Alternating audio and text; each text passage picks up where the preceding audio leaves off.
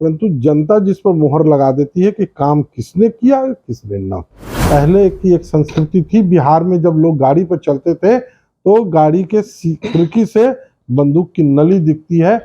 देश में लगातार 60-65 साल तक सरकार में सत्ता में रहकर देश को राज करने वाली पार्टी, सभी दल राज्यों में अपने अपने पार्टी का विस्तार करने के लिए और संगठन को मजबूत करने के लिए लोग प्रयासरत हैं। और मैं तीसरे नंबर पे अरविंद केजरीवाल जी का नाम रखता हूँ। ठीक है। और कोई इस प्रकार की बातें ना आए जिससे लोगों को लगे कि INDIA में किसी प्रकार की दरार हो।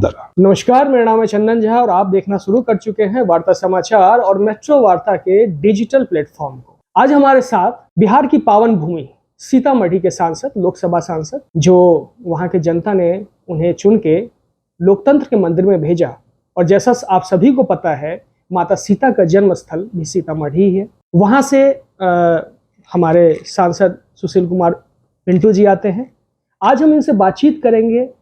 कोई धार्मिक बातचीत नहीं होगी, बातचीत होगी खालिस राजनीति की, कि आखिर उस धार्मिक जगह पे, धार्मिक भूमि पे, धार्मिक मिट्टी पे किस तरीके से राजनीतिक बातें कहां तक जा सकती हैं और देश के हालात को, देश के दिशा को और दशा को बदलने में कितना योगदान दे सकती है। सर, सबसे पहले आपका स्वागत है हमारे कार्यक्रम में। आपका भी बहुत बहुत, आपके सारे व्यूअर्स को भी मेरा नमस्कार, प्रणाम। सर, ये बताइए, अभी आपके साथ कांग्रेस और बहुत सारी पार्टियों ने मिलकर INDIA पूरा गठबंधन बनाया है। पहले UPA नाम हुआ करता था। नाम बदलने के पीछे क्या तर्क दिया जाता है?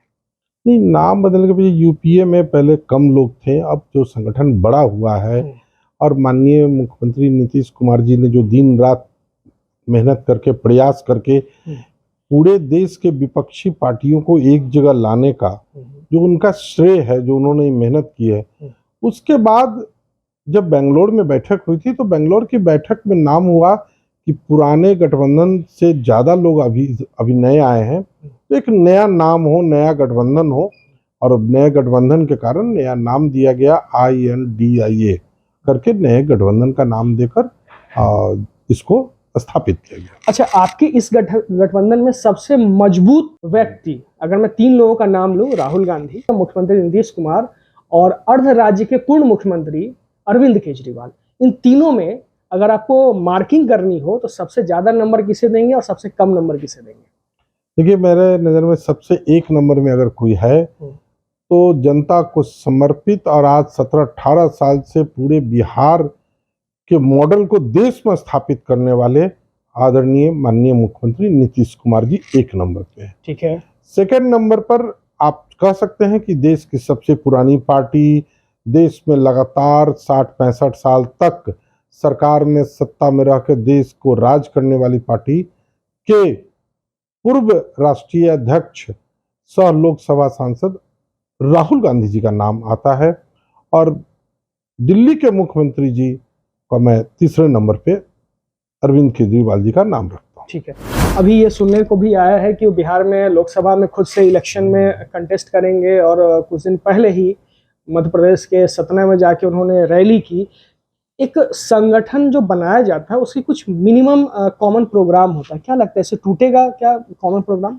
नहीं, देखिए, हर पार्टी, ये जो गठबंधन बना है INDIA, ये राष्ट्रीय स्तर पर चुनाव लड़ने के लिए, पार्लियामेंट लड़ने के लिए ये बनाया गया है। सभी दल राज्यों में अपने अपने पार्टी का विस्तार करने के लिए और संगठन को मजबूत करने के लिए लोग प्रयासरत हैं। इसी के तहत ये INDIA का गठन हुआ है। और मुझे लगता है, जो मेरी अपनी व्यक्तिगत सोच है, कि ये जो बॉम्बे वाली जो मीटिंग होने वाली है 31 और 1 को, वहां पर कोई ना कोई एक निर्णय होगा कि सभी विपक्ष के जो पार्टियां एक हुई हैं, तो किसी एक कॉमन समझौते पर सभी पार्टियां कायम रहे अपने अपने राज्यों में, जहां उनकी सरकार हो या उनका जहां सबसे ज्यादा बहुमत हो, तो वो एक कॉमन प्रोग्राम पर अडिग रहे और कोई इस प्रकार की बातें ना आए जिससे लोगों को लगे कि INDIA में किसी प्रकार की दरार हो। ठीक है। अब मेरा सवाल होगा बिहार से, चूंकि बिहार से ही आते हैं और वहां पे आपकी सरकार है। कहा जाता है सवाल सत्ता से ही पूछे जाते हैं, और जब सत्ताधीश सवाल का जवाब ना देके टाल मटोल करें और सवाल के अगेंस्ट में फिर सवाल पूछें, तो फिर क्या किया जाए? क्या लगता है बिहार में ये स्थिति है, या फिर स्थिति ऐसी नहीं है, या स्थिति बनाई जा रही है? देखिए, बिहार के अंदर में बिहार की जनता ने कमोबेश माननीय मुख्यमंत्री जी के प्रति अपनी निष्ठा, और माननीय मुख्यमंत्री जी बिहार का नेतृत्व करें, ये बिहार की जनता ने उन्हें हमेशा ये हक दिया है। और वो लगातार, उनका परिवार, उनका घर, उनके सारे लोग बिहार की जनता है, और दिन रात माननीय मुख्यमंत्री जी इस कार्य में लगे रहते हैं। जिस कारण आज आप देख सकते हैं कि 1995 से पहले का बिहार और 1995 से आप 2005 का बिहार देखें, और 2005 से आज तक का बिहार देखें, तो जमीन और आसमान का फर्क दिखेगा आपको। आपको दिखेगा कि आज जितने रोड बन गए हैं, पुल पुलिया बन गए हैं, स्कूल हॉस्पिटल का इंफ्रास्ट्रक्चर आप देखेंगे तो उसमें चेंजिंग आई है। मैं खुद कहता हूं कि हमारे जिला सीतामढ़ी, जो कम से कम 4 महीना हर साल बाढ़ में रास्ता बंद रहता था, आज वहां पर इतने बड़े बड़े पुल बने हैं कि आज 4 घंटा भी रास्ता नहीं बंद होता। तो माननीय मुख्यमंत्री जी ने तो बिहार का नाम और बिहार के ब्रांड को तो देश में स्थापित किया, चाहे वो जल नल वाली योजना हो। आज हर घर जल नल पहुंचाने के मुख्यमंत्री के ब्रांड को भारत सरकार ने भी सराहना की, और भारत सरकार ने भी उसको अडॉप्ट किया है। चाहे किसी भी प्रकार की कोई भी बिहार के देश दुनिया में अगर नाम लाने के पीछे माननीय मुख्यमंत्री जी का दिन रात प्रयास रहा है, और वो प्रयास सफल दिखा है। माननीय सांसद महोदय ने अभी जो भी बातें कही वो डेवलपमेंट को लेकर के, इंफ्रास्ट्रक्चर को लेकर के है। मेरा आखिरी सवाल है बिहार में बढ़ते हुए अपराध दर को लेकर के। आखिर बिहार पुलिस जो बिहार सरकार के अंतर्गत आती है, कहीं ना कहीं कमजोर दिख रही है। शराबबंदी के बाद आपको नहीं लग रहा अपराध बढ़ गया है? देखिए, शराबबंदी के बाद अपराध बढ़ने वाली ऐसी कोई बात नहीं। देखिए, अपराध तो हर राज्य में है, हर देश में है। आज हम लोग कहते हैं ब्रिटेन में, स्कॉटलैंड में, चाहे अमेरिका में FBI वगैरह जिसका नाम ले ले, चाहे इंडिया के किसी भी स्टेट का नाम ले ले जहाँ की पुलिस बहुत ज़्यादा एक्टिव है, क्राइम वहाँ भी है। आप क्राइम को रोक नहीं सकते, परंतु क्राइम होने के बाद उसके इन्वेस्टिगेशन और करने वाले पर कानूनी कार्रवाई और कानून का शिकंजा और कानूनी दंड उसे मिले, ये सरकार कितनी तत्पर है वो पूरी तरह बिहार में लागू है। माननीय मुख्यमंत्री जी ने ही फास्ट ट्रैक कोर्ट का उन्होंने इस बात का निर्णय लिया था, और फास्ट ट्रैक कोर्ट में अपराधियों को सजा हुई थी। पहले की एक संस्कृति थी बिहार में, जब लोग गाड़ी पर चलते थे तो गाड़ी के खिड़की से बंदूक की नली दिखती है।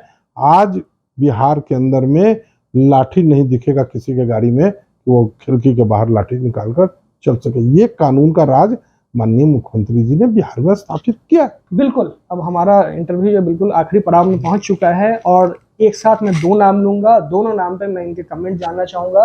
पहले तो प्रशांत किशोर और पप्पू यादव।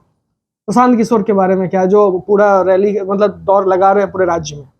देखिए, प्रशांत किशोर जी एक इलेक्शन कैंपेन करने के स्ट्रेटजी करने के वाले में बहुत फेमस नाम है, और चाहे वो 2014 का चुनाव हो या अन्य राज्यों में, उनकी स्ट्रेटजी के कारण वहाँ की सरकारें बनी है, उन्होंने मुख्यमंत्री बनाया है।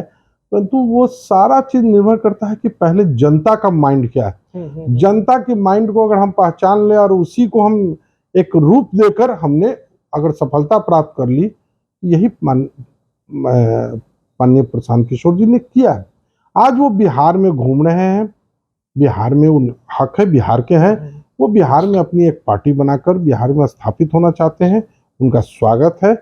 निर्णय आखिरी में बिहार की जनता करेगी कि किस पार्टी को। जी के बारे में क्या है? ये तो बड़ा पॉजिटिव चीज है। पप्पू यादव जी सारा वो कार्य कर रहे हैं जो एक राजनेता को पहले करना चाहिए, बाद में करना चाहिए। अभी वो सत्ता में है नहीं, फिर भी कर रहे हैं। फिर भी वो कहाँ कमी क्या हो रही है? देखिए, पप्पू यादव जी का सबसे बड़ी बात है कि प्रयास काम बहुत कर रहे हैं, परंतु काम सिर्फ कैमरे की शो तक ही है। अच्छा भाई, मेरा अपना व्यू है।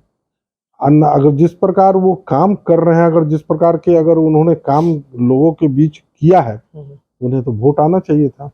जनता का वोट ही निर्णय बतलाता है कि आपने किया क्या। सही बात।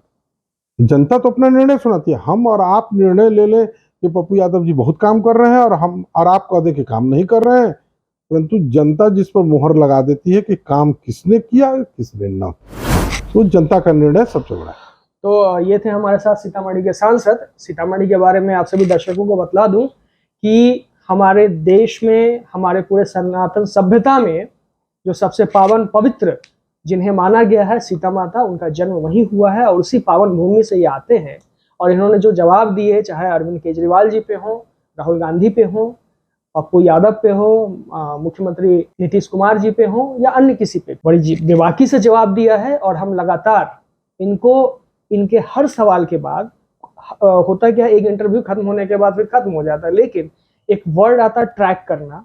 हम इनको ट्रैक करते रहेंगे, इनके पास आके बार बार सवाल पूछते रहेंगे इनकी सरकार के अगेंस्ट में, और इनको जवाब देना होगा। तो आपको कैसा लगा हमारा कार्यक्रम, हमें जरूर बताएं। धन्यवाद।